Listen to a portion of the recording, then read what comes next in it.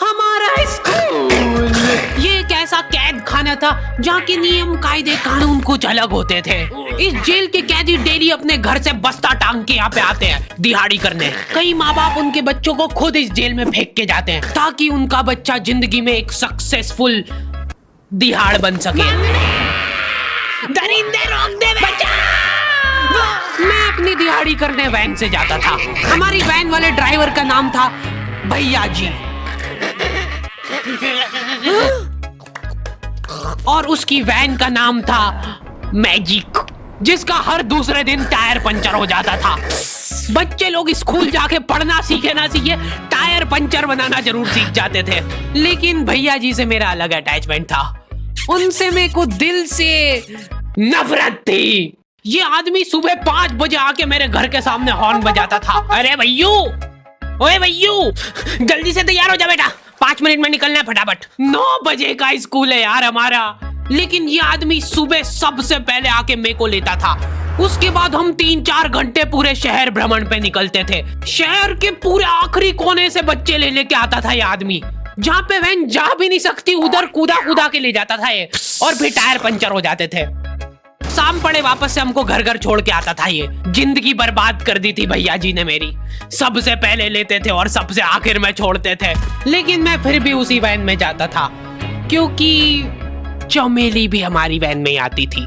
और बात यह है कि वो मेरे पास ही बैठती थी, मतलब मजबूरन। उसके पास और कोई ऑप्शन ही नहीं बचता था और मैं बचाता भी नहीं था। मैं घर पे जाते से जो 2-3 घंटे मेरे को सोने के लिए मिलते थे उसमें सोता नहीं था और मैं प्लानिंग करता था कि कैसे चमेली सिर्फ मेरे पास बैठे। चमेली सबसे आखिर में आती थी और मैं सबसे पहले सुनसान वैन में चढ़ के बस्ता अपने पास में रख के और फसर के सो जाता था। बाकी सारे बच्चे अपना बस्ता गोदी में रखते थे क्योंकि तुम्हारे बाप की वैन नहीं है, मतलब मेरे भी नहीं थी। पर मेरे ऊपर भैया जी को तरस आ जाता था कि बेचारा 5 बजे से आया है, तो वो सोने देते थे।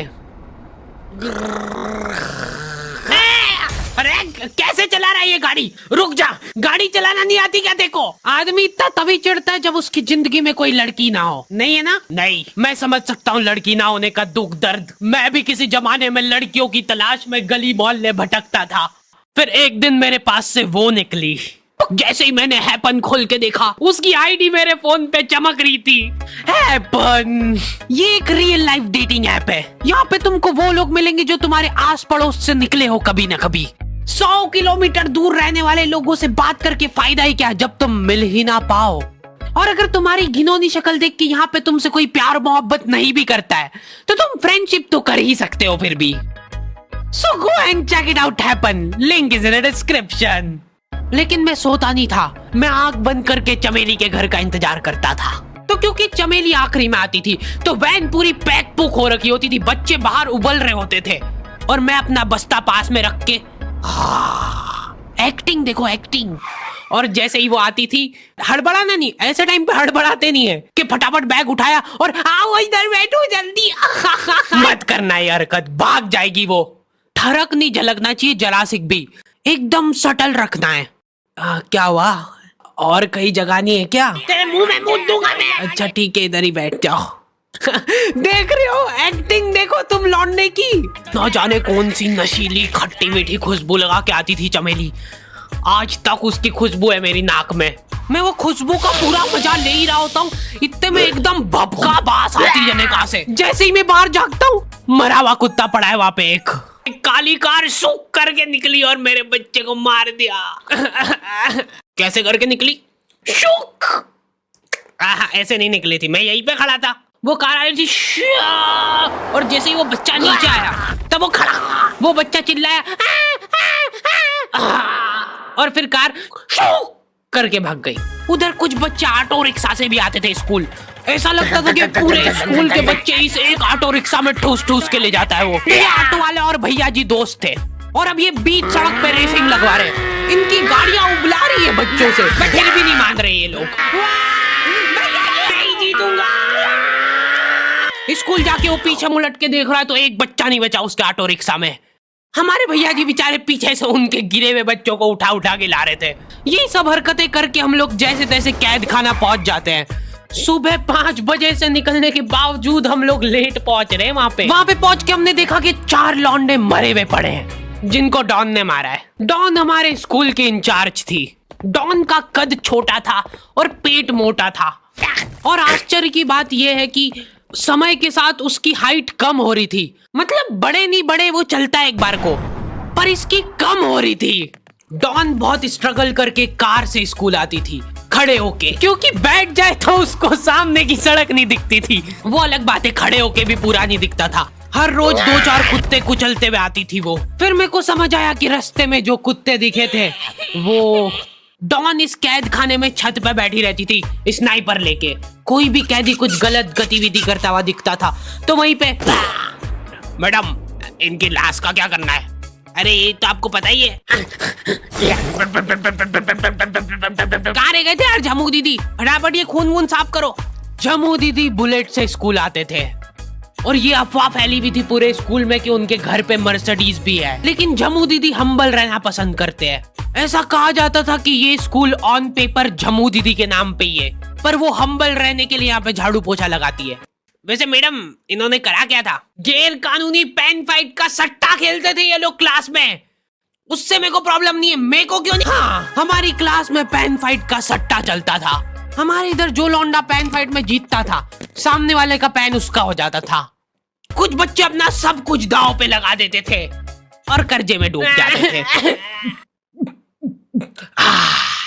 फिर भी वो लोग हार नहीं मानते थे और अपने दोस्त से पेन उधार लेके खेलते थे और वापस हार जाते थे।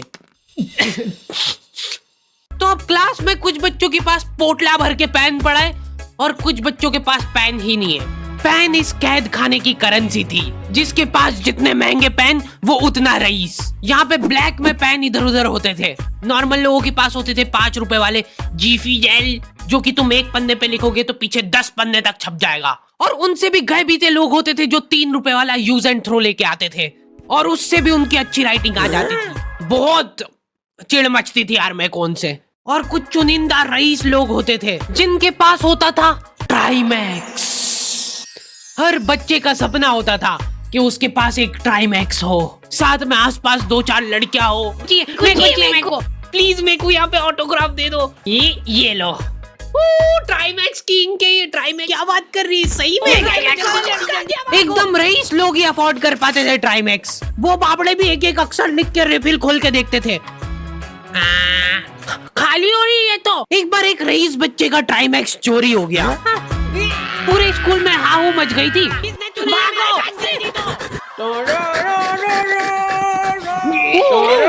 देखो, उस दिन हमको पता चला कि वो आदमी दौड़ भी सकता है। हमारे स्कूल में कुछ भी कांड हो रहा है ये आदमी सबसे पहले दौड़ के आएगा, पूरा बैग खोल चोर, और बच्चों के बैग चेक करेगा। स्कूल वालों को भी इसकी सैलरी देते वक्त सबसे ज्यादा अखरती है। सैलरी किस चीज की? इस आदमी की शक्ल देख के ऐसा लगता था कि ये स्पोर्ट्स की आड़ में वैन वालों के साथ मिलके बच्चों की स्मगलिंग करता है। इस महान आदमी का नाम था भूषण।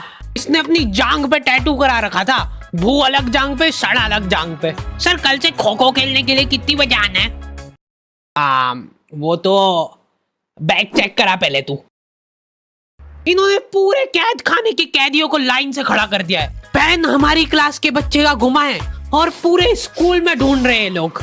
आखिरी में पता चलता है कि वो बच्चा घर पे भूल के आ गया था उसका पेन।